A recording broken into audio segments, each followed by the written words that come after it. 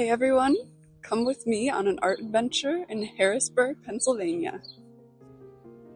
This ended up being a 3-day art-focused stretch, starting in Harrisburg and ending in Hershey. And what I didn't expect was how connected all these experiences would feel. What started as a few different stops centered around art ended up giving me a completely new perspective on what art can do. On Wednesday afternoon, I started at the Susquehanna Art Museum. There are 3 galleries, and each one brought something completely different to experience. The first was Nightfall, a juried exhibition centered around the perceptions of night. And I think the fact that it was juried made it even more interesting, because every artist approached the idea from such a different angle. Some of the pieces felt serene and quiet, while others felt unsettling or even ominous. Common Ground was a work that captured a bustling fairground on a summer's evening. In contrast, The Cockfight depicted men surrounding 2 battling birds, shouting, jeering, betting, and drinking. It really made me think about how something as universal as nighttime can hold completely different emotional meanings depending on how someone's interpreting it. A lot of the work played beautifully with light and shadow, which felt especially fitting for the theme. Oak Moss was this large oil painting that demonstrated it perfectly. A mix of dark purple and blue shadows framed with brighter pink and red leaves.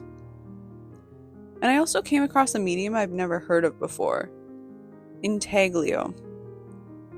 Used in the work called Spruce Moon, it's a printmaking process where an image is carved into a metal plate where the ink sits in the grooves. Then the surface is wiped clean, and when the paper is pressed in, it picks up the ink.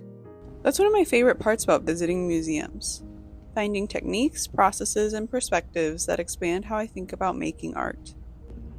The second exhibition, American Identity, ended up shaping a lot of my thoughts for the rest of the trip. It traced how art across hundreds of years helped document the formation of American identity, specifically through Pennsylvania. You could see this progression from early rugged frontier landscapes and historical conflict, to maps, botanical studies, and eventually industrial scenes. What really stood out to me was seeing how often art was created with purpose beyond aesthetics. It was documenting plant life, recording geography, and capturing changing landscapes. And honestly, it challenged my own ideas of what's worthy of being painted. There were works focused on industrial spaces and construction zones, subjects I probably wouldn't have immediately thought of for artistic inspiration. But standing there, it clicked. Those artists were documenting the world as it exists in their moment. And now, generations later, I'm able to look back at those paintings as historical records. It makes me think about the landscapes we're surrounded by now, and what future generations might learn from how we choose to capture them. That exhibition really emphasized art as a form of documentation, a way of preserving people, places, and moments long after they've changed. The third exhibition was Caleb Kortrak's Elsewhere. This one gave me a completely new definition of dreamlike realism.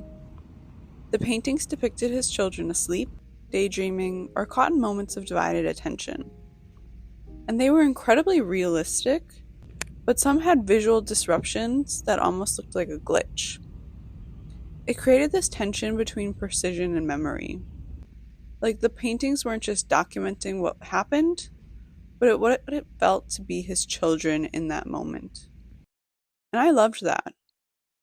This collection captured the everyday beauty in a way that felt both technically impressive and emotionally intimate. After the museum, I had dinner at Millworks. It's right around the corner, and I ordered mushroom truffle pizza and sat at the bar, taking notes while everything from the museum was still fresh in my mind. And Millworks brings art into a completely different kind of setting. You're there to eat, but you're also surrounded by local artwork. There's a shop featuring local artists and upstairs working studio spaces.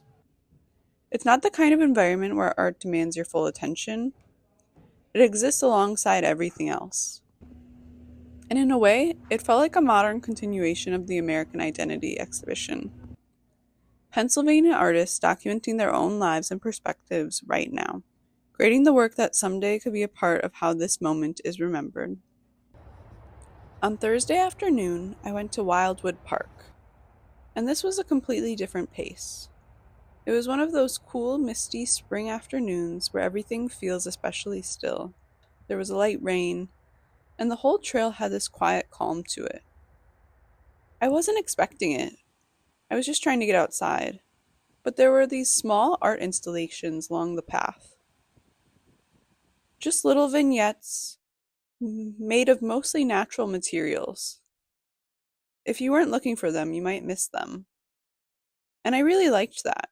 It made the experience feel less like seeking out art and more like discovering it naturally. You're not stopping to analyze, just noticing it as you move through the space. It felt like a quieter form of documentation, less about preserving a specific image, and more about simply existing within a place and becoming part of its story. Then on Friday, I visited the Hershey Gardens. This was another place where art popped up unexpectedly. It was still early spring, so the outdoor botanical gardens were just beginning to wake up. You could feel the transition, the landscape right on the edge of coming fully back to life. But inside, they had just opened a collection of botanical paintings.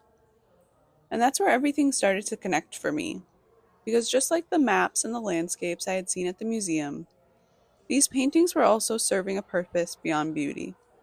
They were documenting the plant life, capturing specific forms, details, and moments in growth, preserving them through observation.